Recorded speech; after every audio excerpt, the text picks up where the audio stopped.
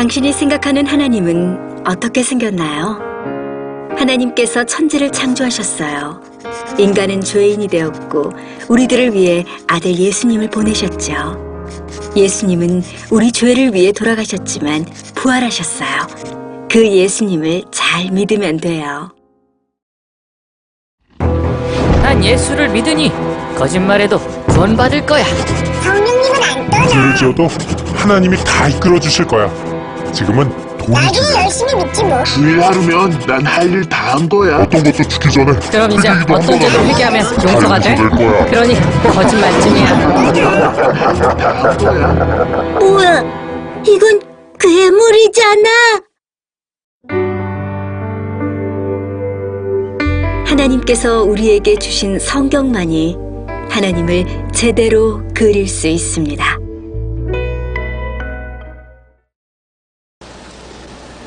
주께서 호령과 천사장의 소리와 하나님의 나팔로 치니 하늘로 쫓아 강림하시리니 그리스도 안에서 죽은 자들이 먼저 일어나고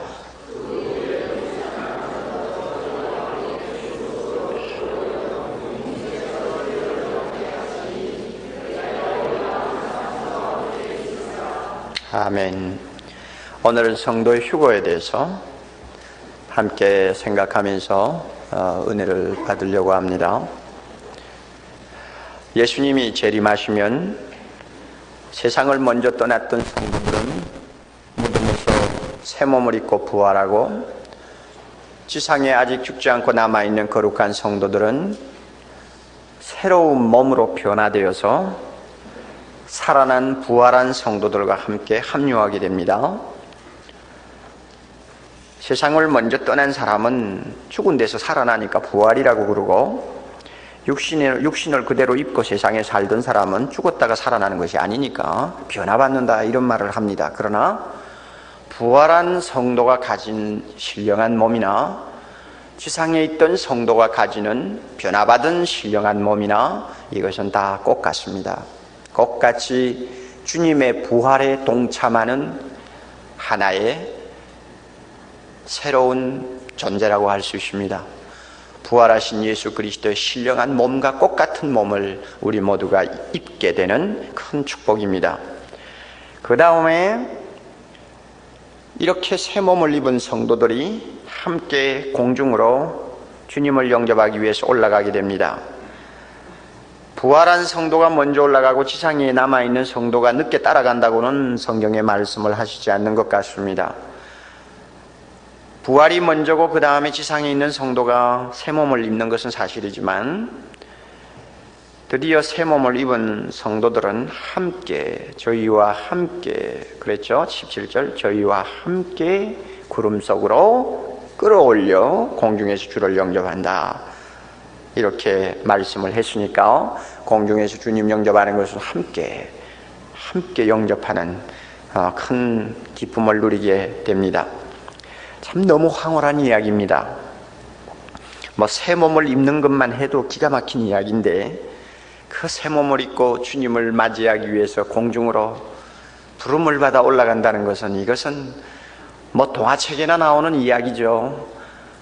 참 정말 믿기 어려운 참 믿으려고 해도 너무 희한한 이야기 같아서 믿어지지 않는 그런 내용입니다. 그래서 신앙이 좋은 사람은 어린아이와 같지 아니하면 안 된다고 하는 말씀이 참 진리라고 생각합니다. 어린아이의 마음을 가진 자만이 이 주님의 약속을 받아들입니다. 주님 감사합니다. 제가 새 몸을 입죠. 그리고 주님을 영접하기 위해서 하늘로 올라가죠.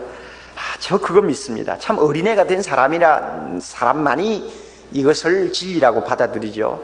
좀 어른스러워하는 사람들, 좀 뭔가 잘 믿지 않고 합리적으로 따지기를 원하는 사람은 100번 죽었다 깨어나도 믿을 수 없는 내용들입니다. 저는 이런 말씀을 읽으면서 하나도 의심을 하지 않는데 목사기 때문에 의심하지 않는 것이 아닙니다. 하나님께서 저에게 어린아이의 마음을 주셨기 때문에 참 순수하게 주님 그렇습니다 하고 제가 받아들이는 것입니다. 여러분들에게도 이와 같은 어린아이의 마음이 이 시간 있는지 다시 한번 각자가 살펴보시기를 바랍니다. 어른은 못 믿습니다. 새 몸을 입고 하늘 올라간다. 어른은 못 믿어요.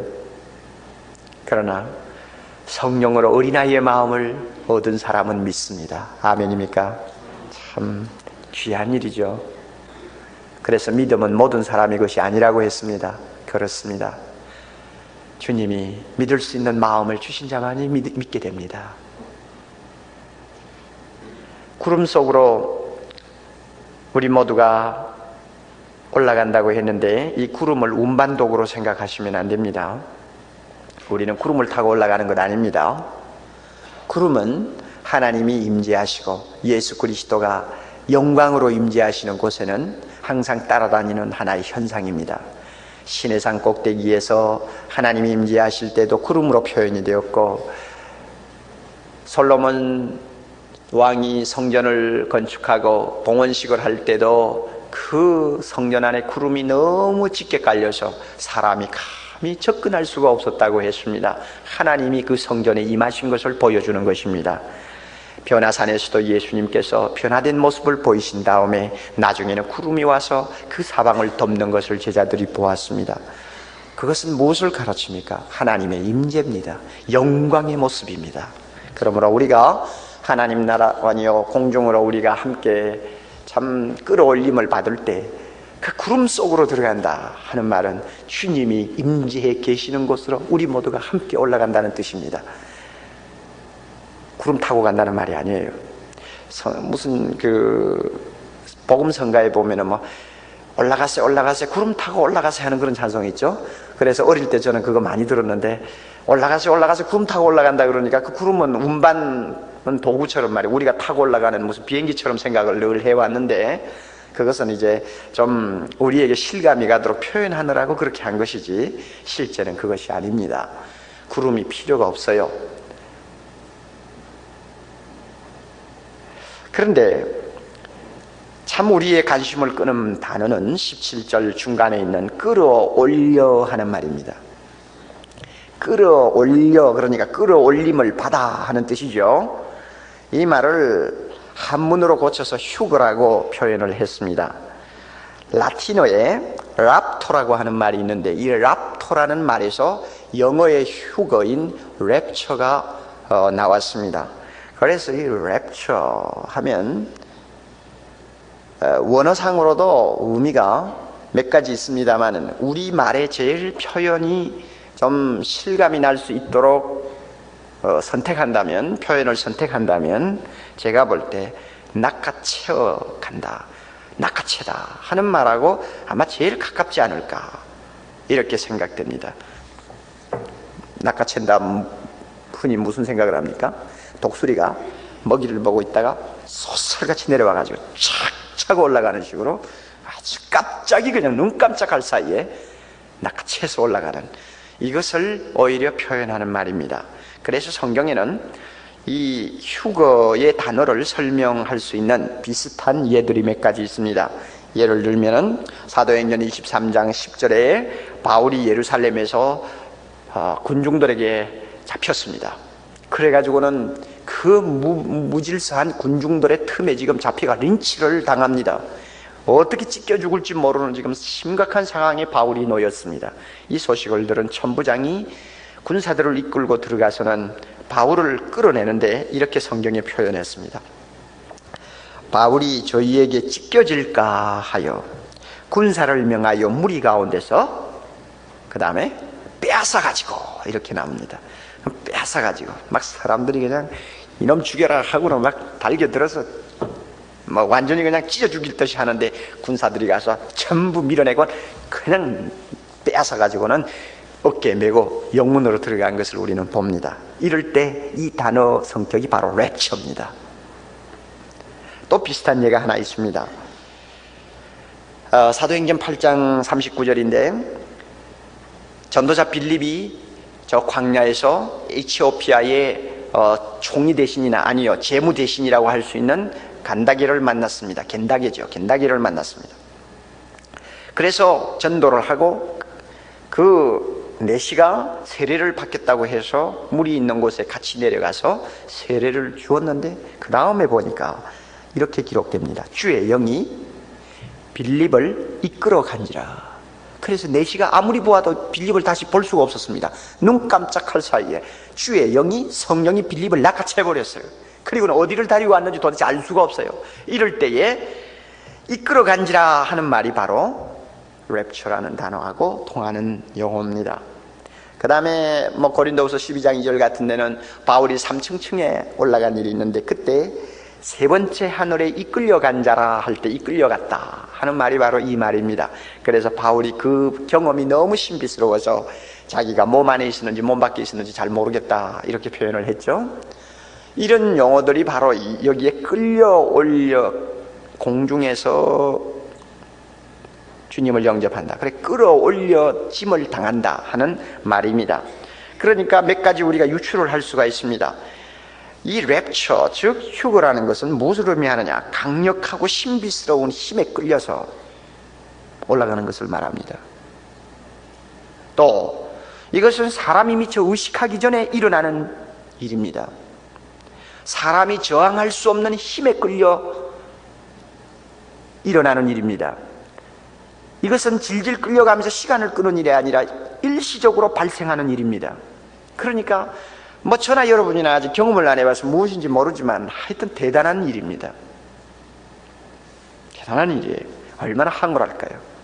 저는 앵글리가 쓴 휴거라는 책 있죠? 여러분 읽어보신 분 죄송합니다. 한번 손 좀 들어보세요. 휴거라는 책 한번 읽어보신 분. 참 그 책 대단했군요. 이 정도 독자들이 있었다면 그 책은 아마 제가 볼 때 몇십만 권이 나간 것 같아요. 한국에서 몇십만 권 나갔으면 그거는 참 대단한 것이죠. 그런데 제가 그 책을 손에 들고 표지를 펴기 전에 책장을 넘기기 전에 표지에 있는 그림에 그냥 반해버렸어요. 여러분이 기억하실지 모르겠습니다. 가만히 보니까 지금까지 휴거한다 하는 말을 항상 저는 생각을 했습니다마는 그 예술가가 그림으로 공상적인 그림으로 이렇게 그려놓은 것을 저는 아직 본 일이 없었는데 그 표지에 그것을 보고는 이야 이거 정말 대단하겠구나 하는 생각을 하고는 한참 동안 쳐다보고 공상에 젖은 일이 있습니다. 대도시 빌딩이 보입니다. 그런데 갑자기 자동차에서 사람이 새 몸을 입고 그냥 공중으로 올라가는 모습이 나옵니다. 그러니까 자동차가 가면 자기들끼리 막 충돌을 해버렸어요. 운전수가 없어져 버리니까. 그 다음에 비행기에서 성도들이 그냥 공중으로 새 몸을 입고 빠져나갑니다. 그러니까 비행기가 막 갑자기 놀래가지고 빌딩하고 충돌을 합니다. 길 옆에 있는 공동묘지에서 부활한 성도들이 하늘을 향해 올라갑니다. 그 그림을 보니까 그렇게 실감이 날 수가 없어요. 참으로 이런 일이 일어나겠구나. 그럴 때 얼마나 황홀할까요? 꿈을 꾸는 것 같아요. 너무 황홀해서. 예수 믿는 사람들에게 이와 같은 드라마틱한 이벤트가 참 이 놀라운 사건이 기다리고 있다고 생각하면 그야말로 다른 것은 다 잊어버려도 될 것 같습니다. 너무너무 좋은 일이에요. 이것이 휴거입니다.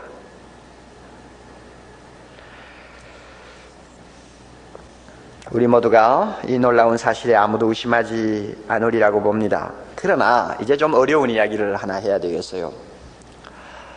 휴거가 있다는 것은 틀림없는 사실인데 휴거가 언제 있느냐 또 어떤 형식으로 있느냐 하는 데 대해서는 참 문제가 해결이 안 되는 좀 어려운 부분이 있습니다. 학자들끼리 서로 의견이 일치가 되지를 못합니다. 대단히 어려운 문제입니다.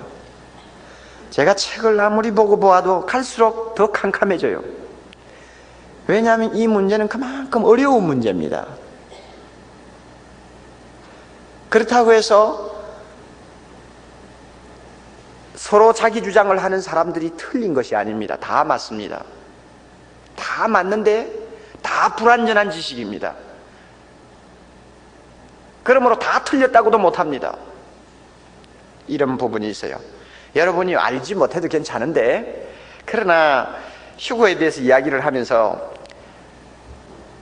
그냥 적당히 넘어간다는 것도 좀 이상하고, 또 어떻게 그 중에서 몇 가지 중요한 설 중에서 가장 좋다고 생각되는 것, 즉 옥목사 마음에 꼭 맞는 것만 이야기를 하고 그것만이 전부라고 생각하게 만들 정도로 그냥 여러분에게 말씀드리고 끝나도 약간 제가 볼 때는 잘하는 것이 아니라고 생각합니다. 그러니 자, 이런 이야기도 있고 저런 이야기도 있습니다. 그런데 여러분 한번 비교해 보세요. 어느 쪽이 가장 성경적일까요?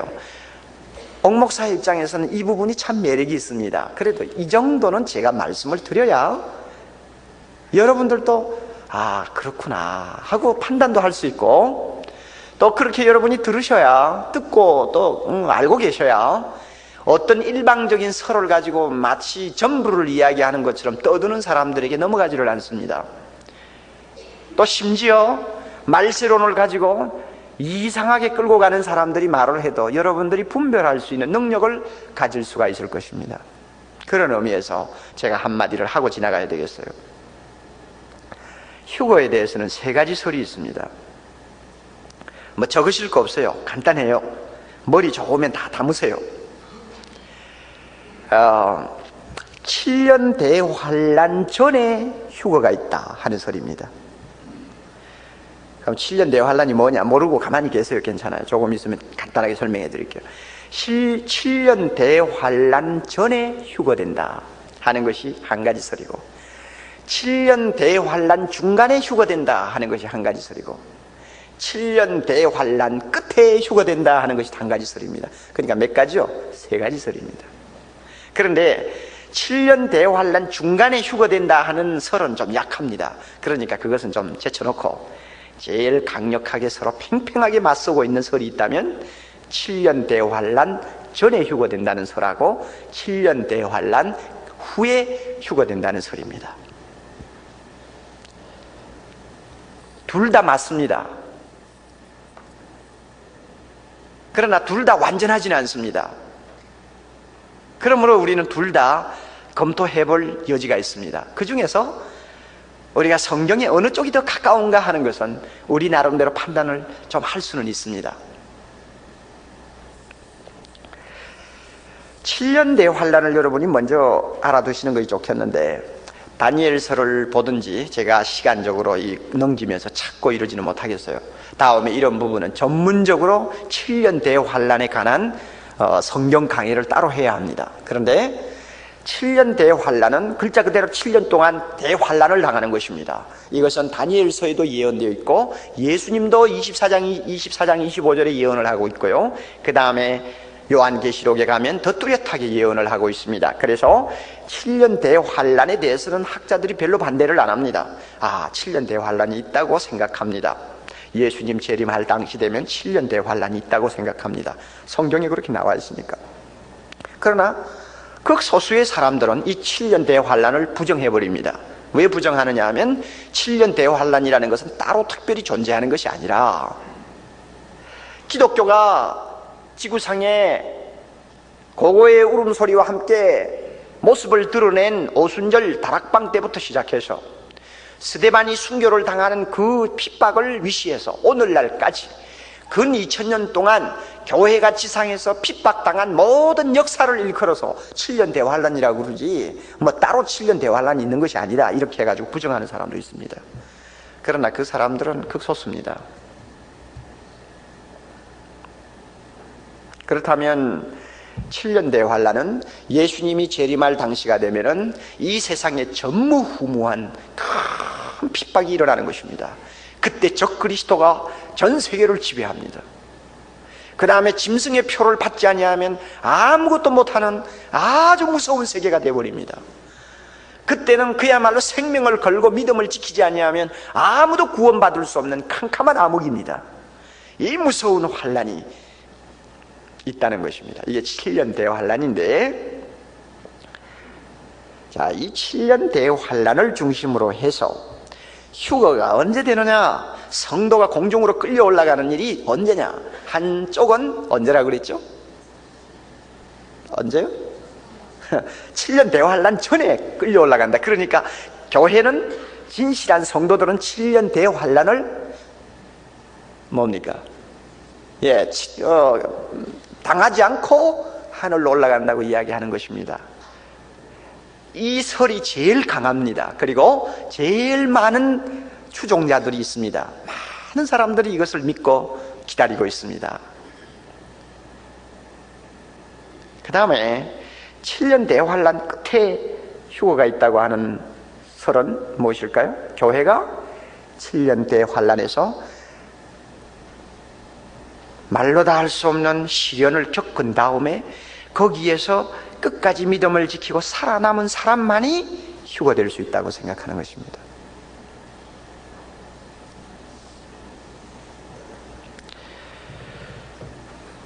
이런 문제는 우리가 정확하게 말을 하기가 어려운 이유가 너무 연구해야 될 분야가 광대하고 그 다음에 성경을 해석하는 원리가 너무 상반된 원리가 두 개가 서로 대립을 하고 있기 때문에 어느 한쪽을 선택을 해야지 중간을 잡을 수가 없습니다. 그러니까 이쪽이 되든 저쪽이 되든 둘 중에 하나가 되어버리지 중간을 선택할 수가 없어요. 이것이 애로점입니다. 그렇기 때문에 제가 어느 쪽이 옳다고 자신 있게 말을 못하는 것입니다. 예를 들면 이런 것입니다. 성경을 여자적으로 글자 그대로 해석할 것이냐 아니면 상징적으로 해석할 것이냐 하는 것이 제일 키입니다. 지난 시간에 제가 말씀드렸습니다마는 천년왕국을 글자 그대로 받는 사람들은 지상에 천년왕국이 그대로 임한다고 생각하고 있고, 글자 그대로 안 받는 사람은 뭐 어떻다고 생각해요? 어떻게 생각한다고 했습니까? 다 잊어버리셨나요 벌써? 이 세상에 존재하는 교회 시대가 곧 무엇이라고 했어요? 천년왕국이다. 이렇게 해서 천년왕국이 따로 없다고 생각한다고 그랬죠. 왜 그와 같은 해석이 나옵니까? 글자를 놓고 말을 놓고 글자 그대로 받느냐 아니면은 영적 해석을 해서 받느냐, 둘 중에 하나를 택해야 되기 때문에 일어나는 문제입니다. 다른 예를 여러분이 우리가 든다면은 이렇습니다. 이스라엘이라고 하는 나라를 글자 그대로 받을 것이냐 아니면 영적으로 해석해서 받을 것이냐 하는 문제 같은 것입니다. 영적으로 받는다면 이스라엘은 오늘날 혈통으로 이스라엘 백성이 된 것은 이미 의미가 없습니다. 팔레스타인에 아무리 나라가 유대 나라가 들어서고 오늘날 유대 민족이 거기 가서 뭐 키부츠니 뭐니 하면서 자기들이 참 국가를 재건하고 있습니다만 그것은 오늘날 이제 의미가 없다고 보아버립니다. 그러면은 오늘날 이스라엘은 누구라고 생각합니까? 예수 믿고 구원받은 영적인 아브라함의 자손들을 이스라엘이라고 부르지, 아브라함의 혈통을 이어받은 육적인 이스라엘은 우리가 인정을 안 합니다. 그러면 이럴 때는 이스라엘이라는 말을 우리가 영적으로 해석해서 받는 것입니다. 글자 그대로 받는 것 아닙니다. 그러나 글자 그대로 받을 때는 오늘날도 이스라엘이라는 존재를 인정합니다. 그리고 성경에 나오는 이스라엘을 전부 글자 그대로 이스라엘 나라로 놓고 해석을 합니다. 이렇게 되면은 이사야서에 있는 이스라엘을 위한 모든 예언이 교회 시대의 예언이라기보다는 이스라엘 나라가 장차 이와 같은 놀라운 나라가 될 것이라는 것을 바라보고 해석을 해야 됩니다. 여러분 예를 들면은 독사의 굴에 어린애가 뭘 넣고 손을 넣고 그 다음에 장난하고 또 뭐요? 어린 양이 이리와 함께 놀고 파라다이스가 전개되죠. 이런 것은 우리는 전부 지금까지 대부분의 학자들이 영적으로 해석을 합니다. 그래서 메시아 시대의 그 놀라운 파라다이스의 왕국, 장차 예수 그리스도가 재림하시면 펼쳐질 신천신지를 예언한다고 합니다마는 글자 그대로 이스라엘이라는 것을 받는 사람들은 이 땅 위에서 천년왕국을 통해서 그와 같은 파라다이스가 반드시 나타난다고 믿고 있습니다. 이해를 하시겠어요? 자, 이런 해석상의 차이점 때문에 어느 쪽도 잘못됐다, 어느 쪽도 나쁘다, 틀렸다 하고 말을 할 수가 없습니다. 학자들은 서로가 싸울 수 있겠지만은 오늘 우리의 입장에서는 물론 어느 쪽이든 가담은 해야 되겠는데 자신이 없을 때는 중간에 서서 양쪽을 다 바라볼 수밖에 없습니다. 바로 저 같은 입장입니다. 이것을 분명하게 확신이 설 때까지 연구를 하려면 다니엘서를 철저하게 공부해야 합니다. 그 다음에 구약에 있는 예언서를 다시 재검토해야 합니다. 요한계시록을 다시 여러 가지 각도에서 접근하면서 연구를 해야 무엇인가 실마리를 잡을 수 있는데, 아무리 실마리를 잡아도 이쪽이 아니면 저쪽입니다. 중간은 잡기가 어려워요. 이런 해석상의 문제 때문에 휴거에 관한 것도 그렇게 서로 상반되는 두 가지 견해가 같이 나란히 가고 있습니다. 이 사실을 여러분이 꼭 이해를 하시고 들으셔야 합니다. 그러나 여러분이 혼란을 받을 필요는 없어요. 왜 그런가 하면은 반드시 휴거는 있으니까. 아시겠습니까? 만약에 어느 한쪽이 휴거가 없다고 반대를 해버리면 그것은 비성경적이니까 우리가 이단이다, 아니면 비진리다 하고 배격을 할 수 있는데, 양쪽 다 휴거는 인정을 하면서 휴거의 때가 언제냐에 대한 견해 차이니까 그것이 우리에게는 큰 문제가 안 됩니다. 그때 돼 보면 아는 것이죠. 그런데 사실 두 가지 설을 가만히 놓고 보면 7년 대환란 전에 휴거가 있다는 그 설이 말이죠, 상당히 매력이 있습니다. 그리고 굉장히 성경적인 설득력이 있습니다. 이 설을 주장하는 사람들은 대부분이 전천년설주의자입니다. 전천년설주의자 중에 전부는 아닙니다. 전천년설주의자인데 오늘날 아마 세계에서 제일 많은 지지자들을 갖고 있는 설이라고 할 수 있습니다. 그들의 프로그램은 이렇습니다. 여러분 간단하게 머리다 정리를 해보세요. 이건 상식이니까 알아두셔야 돼요. 공중에 예수님이 재림합니다. 그러면 그 다음에 무엇이 일어납니까? 성도의 휴거가 일어납니다. 그래서 공중에서 예수님과 성도들이 신랑 신부로 만나서 7년 동안 혼인잔치가 베풀어지고 성도는 거기에서 세상에서 살 동안 주님을 위해서 어떻게 살았느냐에 따라 상을 받습니다. 이것이 공중에서 일어나는 일입니다. 그 다음에 그동안 지상에서는 대환란이 일어납니다. 그러면 이 대환란은 왜 일어나느냐? 대환란은 지금 저 팔레스타인에 있는 유대인, 그리고 전 세계에 흩어져 있는 유대인들을 환란을 통해서 키지를 해가지고 그 가운데서 남은 자들, 그 가운데서 참으로 구원받아야 될 유대인들을 주님께서 구원하기 위해서 대환란을 보내셨다고 해석합니다. 동시에 휴거되지 못한 사람들, 교회는 열심히 다녔는데 어떻게 무엇이 잘못돼가지고 휴거되지 못한 사람이 있을 수 있죠. 주로 그런 신자들을 무엇이라고 합니까? 발바닥 신자라고 그러죠. 교회는 열심히 걸어 다녔는데 마음의 신자가 아니고 발바닥 신자. 그러니까 형식적으로 예수 믿고 습관적으로 예수 믿고 살면서 마음으로 진실로 주님을 영접하지 못한 신자들, 이런 사람들이 전부 남아있어요. 이 가운데서 하나님이 참으로 구원하실 자를 환란의 풀무불 속에서 그들의 믿음을 연단해가지고 그 가운데서 다시 며칠 구원하시려고 하는 계획하에 대환란이 지상에는 7년 동안 계속된다고 합니다. 그래서 7년 대환란이 끝납니다. 공중에서는 혼인잔치가 끝납니다. 그러면은 그 다음에 무엇입니까? 예수님이 휴거된 모든 성도들을 거느리고 땅 위로 지상으로 재림을 합니다. 재림을 하면서 아마겟돈 전쟁이 일어납니다. 그리고 아마겟돈 전쟁에서 주님이 승리하시면 그 다음부터 이 지상에 천년왕국이 시작됩니다. 프로그램을 아시겠어요?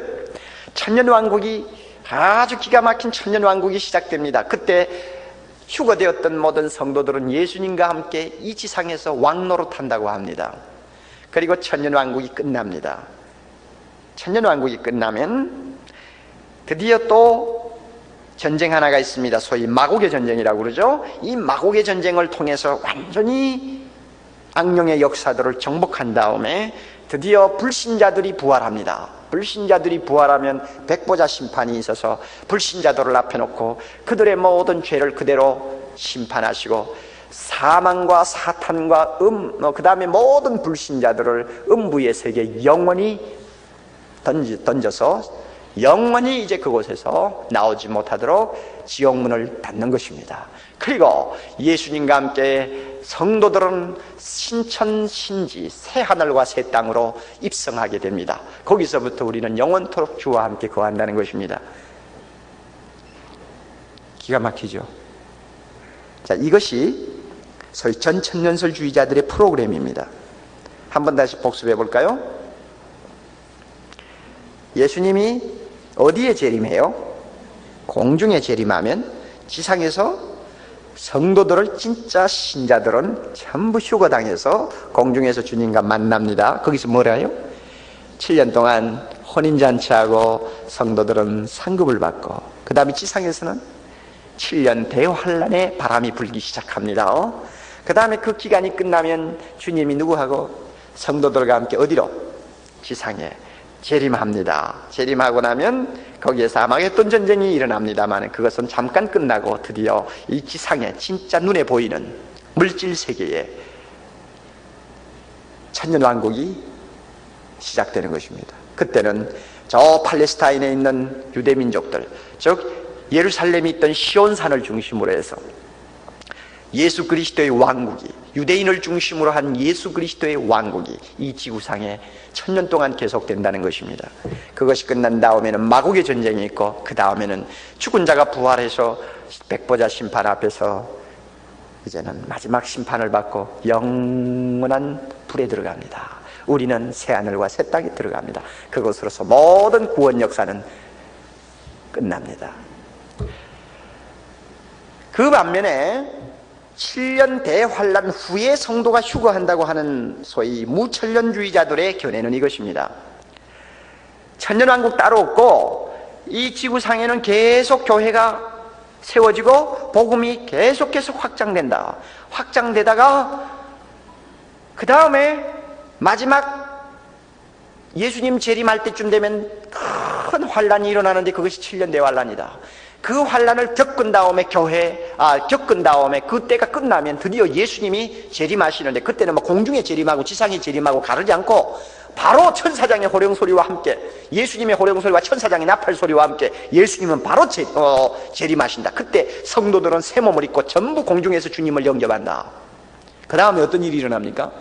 그 다음에는 당장 모든 불신자의 세계는 심판받아서 영원한 불로, 그 다음에는 하나님의 자녀들은 영원한 나라로 입성하게 된다. 아예 그냥 마지막에 전부 다 일어납니다. 이것이 무천년설주의자들의 견해입니다. 어느 쪽이 더 재미가 있어요? 전자가 훨씬 더 재밌죠?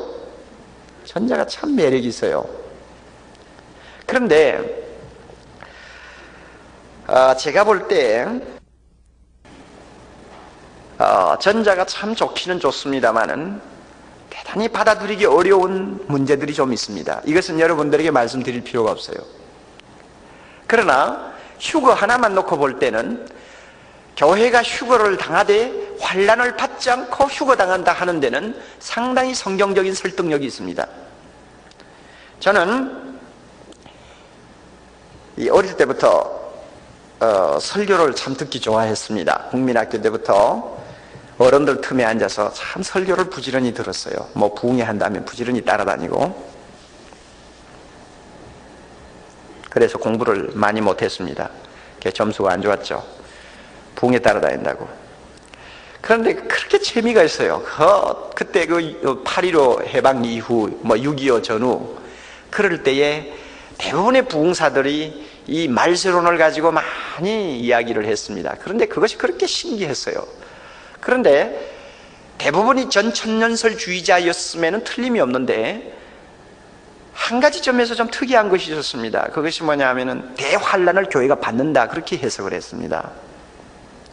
그래가지고 어릴 때부터 교회는 대환란을 치루어야 된다는 말을 기가 아프게 들었어요. 그리고 이 대환란에서 살아남아야 구원받는다는 말도 기가 아프게 들었어요. 지금 아무리 믿음이 좋은 것 같아도 대환란에서 실패하면 영원히 구원 못 받는다고 막 강대상에서 소리를 치니까 깜짝 놀라면서 그냥 그 설교를 들었습니다. 그리고는 어린 마음에, 야, 이거 내가 저 대환란을 어떻게 이기고 내가 구원받을까? 주님이 말씀하시기를 내가 올 그때에는 믿는 자를 보겠느냐 그랬으니 그야말로 믿는 자 속에 내가 들어갈 수 있을까? 이렇게 생각하다 보니 어린 마음에 대환란 공포증에 걸린 것입니다. 이런 은근한 불안이 상당한 기간 동안 저에게 계속이 되었는데, 나중에 이제 성경을 공부를 하기 시작하고 정식으로 이제 신학을 공부하면서 그 설이 100% 완전한 설이 아니구나 하는 것을 드디어 알게 된 것입니다. 그래서 제 마음은 드디어 점점 누그러지기 시작했어요. 좀 안심을 하기 시작한 것입니다. 아마 여러분 가운데서도 대환란 공포증에 들어있는 분들이 없는지 모르겠어요. 그런데 대환란을 교회가 받지 않는다고 주장하는 사람들의 말을 몇 가지 좀 제가 인용할 필요가 있습니다.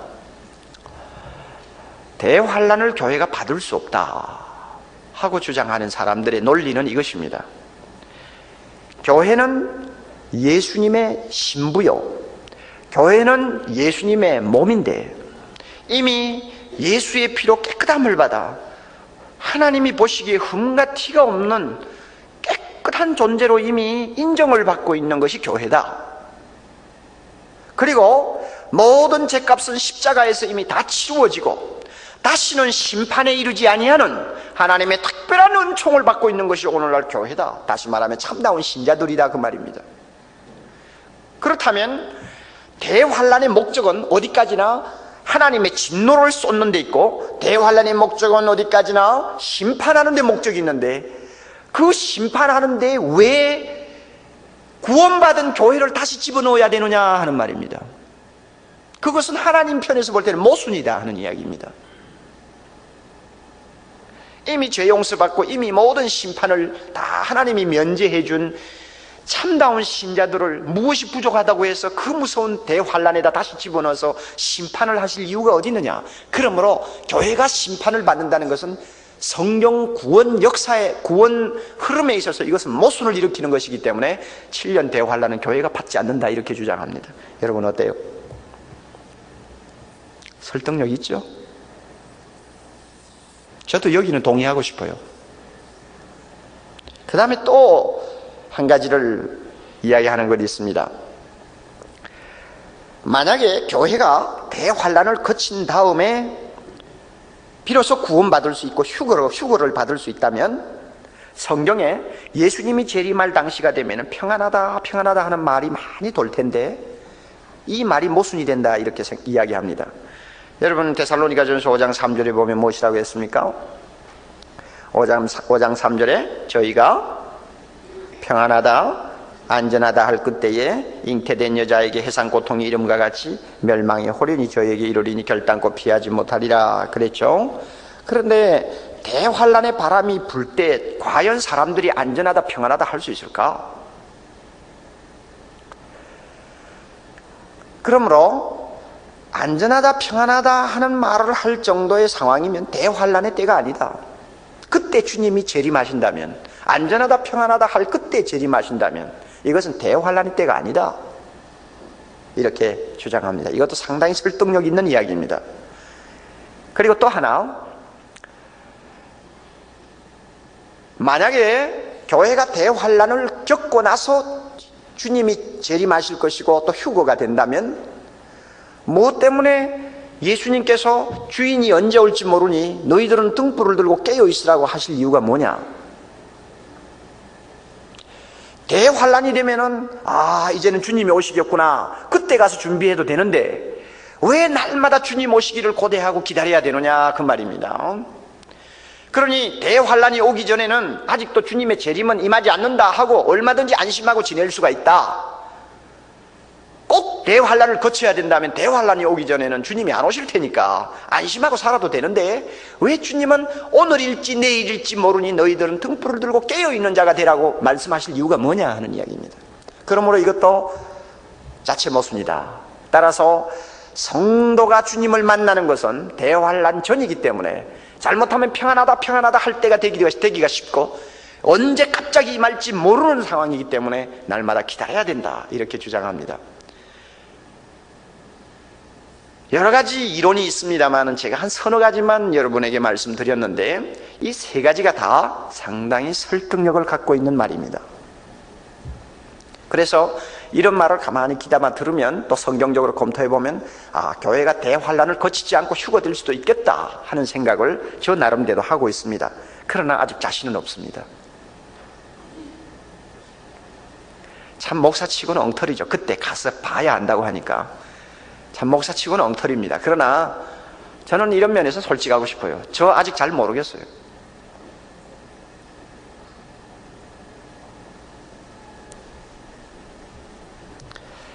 그렇지만은 저는 마음으로 좀 기도하고 싶은 것은 주여 정말 대환란 전에 휴거되는 것은 참 멋있습니다. 좀 그렇게 좀 되게 해주세요.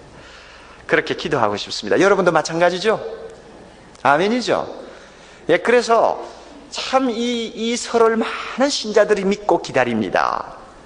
그리고 그렇게 한다고 해서 잘못될 것이 전혀 없다고 생각합니다. 앵글리의 휴거라는 책도 바로 이 설에 근거해서 쓰여진 것입니다.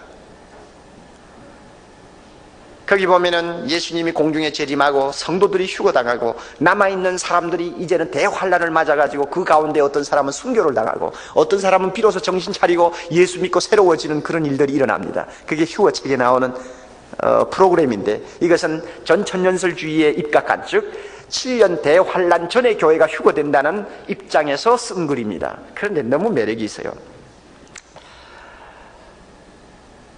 제가 그 책을 보면서 이렇게 생각을 했습니다. 거기에 보면 긴급 방송 뉴스가 나오죠. 기억납니까? 제가 한번 아나운서 역할을 해볼게요. 갑자기 휴거가 이제 발생한 것입니다. 참 그때가 되면 기가 막힐 거예요. 자, 긴급 뉴스를 전해드리겠습니다. 오늘 아침 6시경에 세계 역사상 가장 끔찍하고도 신비스러운 사건이 발생했습니다. 수천 명의 사람들이 순식간에 공중으로 사라졌다는 보고가 방금 들어왔습니다. 이 보고에 의하면 알라비스타 시에 있는 아기들이 눈 깜짝할 사이에 어디론가 사라져 버렸으며 수많은 어른들도 아무 말 없이 종적을 감추고 말았습니다. 이것은 세계 도처에서 동시에 발생한 사건으로 풀이되고 있습니다. 어떤 곳에서는 한 식구가 모조리 행방불명이 된 가정도 있습니다. 어떤 이의 말에 의하면 예수 그리스도가 재림해서 그의 성도들을 공중으로 데리고 올라갔다는 것입니다. 계속 본 방송을 청취해 주십시오. 뭐 청취하기는 뭘 청취해. 아나운서도 예수 잘 믿었으면 휴거돼 버리고 없을 텐데 무슨 뭐 청취고 뭐고 있어요. 자, 가만히 생각하면 기가 막힌 상황일 것 같아요. 만약에 7년 대환란 전에 우리가 휴거를 당할 수만 있다면 정말 얼마나 멋있을까요. 그런데 그 책에 나오는 메리라는 아가씨는 땅바닥에 주저앉아가지고 하늘을 향해 가슴을 치고 이런 말을 합니다. 오 나의 주님, 당신은 재림하셨으나 내가 주님 당신을 영접하지 못하고 이렇게 남게 되었습니다. 이제 나는 어떻게 하면 좋겠습니까? 아버지와 어머니도 다 휴거되고 나만 남았습니다. 그럼 이 아가씨 아마 예수를 적당히 믿었던 것 같아요. 부모가 아무리 교회에 열심히 다니면서 잘 믿으라고 해도 구식 사람들 날마다 저런다고 하면서 아마 적당히 믿었던 것 같아요.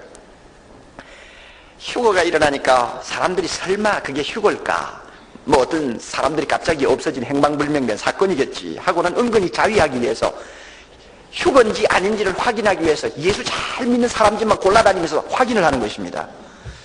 여러분 다음에 휴거가 일어나면 아마 옥목사 집에 지능 아파트 사람들이 몰려올지 모르죠. 그렇죠. 자, 그런데 불난돈 부인이라고 하는 부인은 5자녀를 다리고 사는 가난한 여인이었습니다. 남편이 2년 전에 교통사고로 세상을 떠났습니다. 너무나 가난하고 고통스러운 나날을 보내면서도 그래도 믿음으로 이기고 있습니다.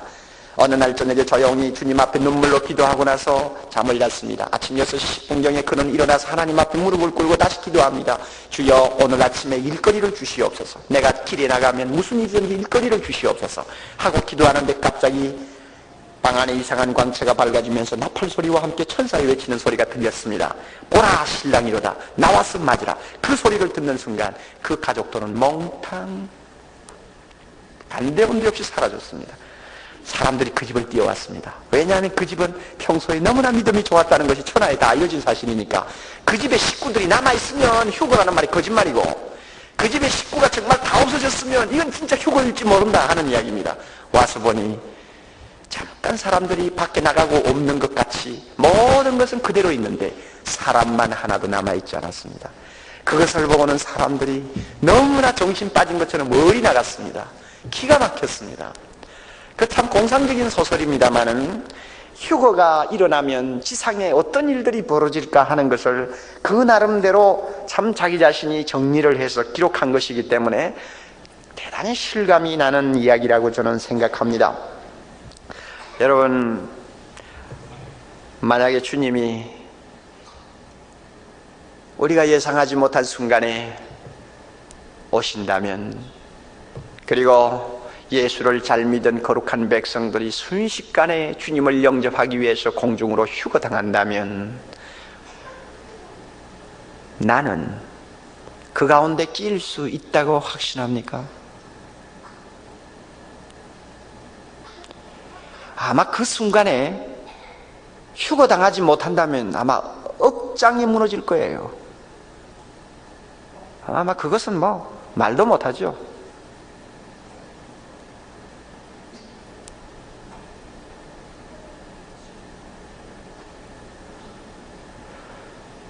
아마 이렇게 휴거에 대해서 설교를 하고 있는 목사가 휴거가 안 되면 이것은 뭐 비극 중에 비극이죠. 뭐 자살해야지 뭐 그건 뭐 남아있을 이유가 없죠. 그러니 예수를 얼마나 잘 믿어야 되겠어요? 한번 생각해 보세요.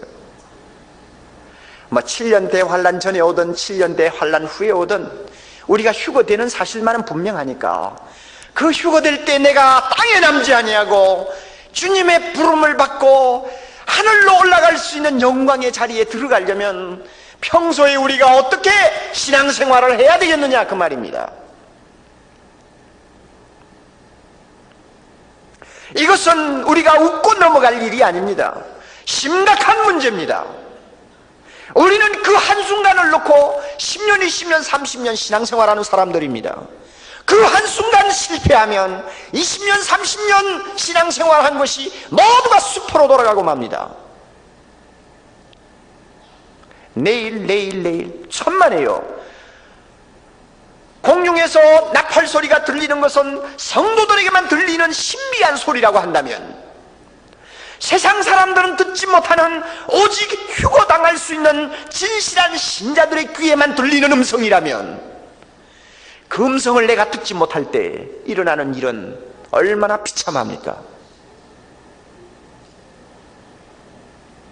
우리는 천사의 나팔 소리가 전 세계가 다 듣게 들리느냐, 아니면 성도의 귀에만 들리느냐, 너무 따지고 들어갈 필요가 없어요. 왜냐하면 성경적으로 어느 것이 옳다고 분명하게 손을 그어놓은 것이 없습니다. 우리의 휴거가 7년 대환란 전일지 후일지 너무 그것 가지고 싸울 필요는 없습니다. 상대방의 의견을 존중하면서 조용히 기다려보는 것도 좋습니다. 그러나 분명한 사실은 믿음을 가진 자만이, 진실로 주님을 사랑하는 자만이, 영원한 나라를 기다리는 자만이 주님 오실 때 휴거될 수 있다는 것입니다. 그러므로 우리 모두가 하루하루를 주님 기다리는 사람으로서 늘 준비한 마음으로 우리는 예수 믿어야 합니다. 내일을 미루지 마세요. 하늘나라에 올라가면 우리는 주님과 함께 직접 눈으로 보게 됩니다. 세상에서는 믿음으로 주님을 보았지만은 공중에 올라가면 그때는 우리가 눈과 눈으로 주님을 보게 될 것입니다.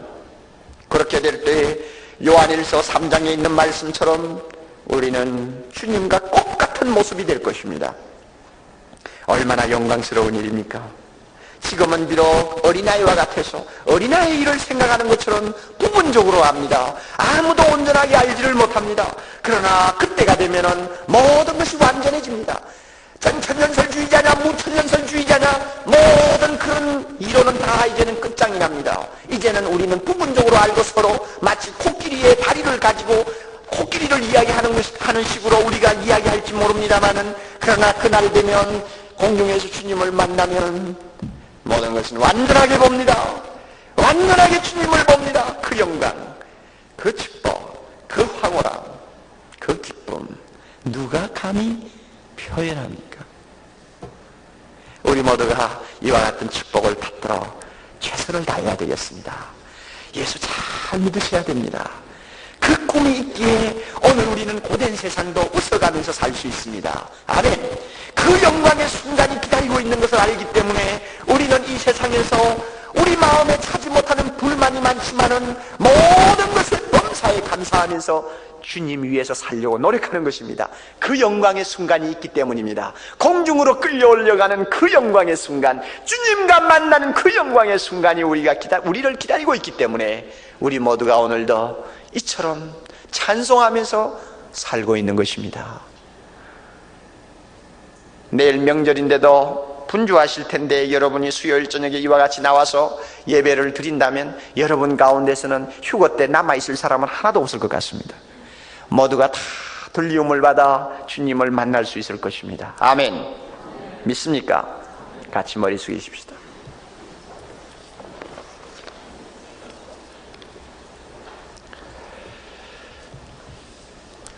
우리 모두가 주님이 오실 때 공중으로 끌려올림을 당하는 축복된 하나님의 백성 되도록 해달라고 기도하십시다. 여러분 만약에 마음에 믿어지지 않습니까? 마귀가 와서 여러분의 마음에 의심을 심어놓는지 모릅니다. 주여 이 더러운 시험을 이기게 해달라고 기도하십시오. 또 그리고 여러분 아직도 설마 하면서 주님의 재림에 대해서 등한히 생각하고 있는, 안일하게 생각하고 있는 형제가 있습니까? 이 시간 회개하시고 오늘 밤이라도 주님이 임하신다면 우리는 기쁨으로 주님을 영접할 수 있는 사람 되게 해달라고 우리 한 목소리로 기도해야 되겠습니다. 다 같이 기도하십시다. 하나님 아버지 감사합니다. 험한 이 세상에서 우리 주님 재림을 소망할 수 있는 은혜를 주심을 감사합니다. 주님 재림하실 때 우리 모두가 영화로운 몸을 입고 주님을 만나기 위하여 공중으로 끌어올림을 당할 수 있는 이 큰 축복의 시간을 우리에게 기다릴 수 있도록 해주심을 감사합니다. 하나님, 이 영광의 순간, 이 영광의 날, 이 영광의 기쁨이 우리를 기다리고 있기 때문에 오늘도 우리는 이 세상에서 주님 의지하고 살기를 원하오며 주님 위해서 살기를 원하오며 주님의 나라 건설을 위해서 헌신하기를 원합니다. 오늘 이 자리에 나온 모든 성도들에게 하나님이여 재림과 휴거의 신앙을 좀 더 돈독히 해주셔서 이 세상에서 흔들리지 않고 날마다 하늘을 바라보며 주님 오시기를 기다리는 아름다운 소망의 사람들 다 되게 해 주시옵소서.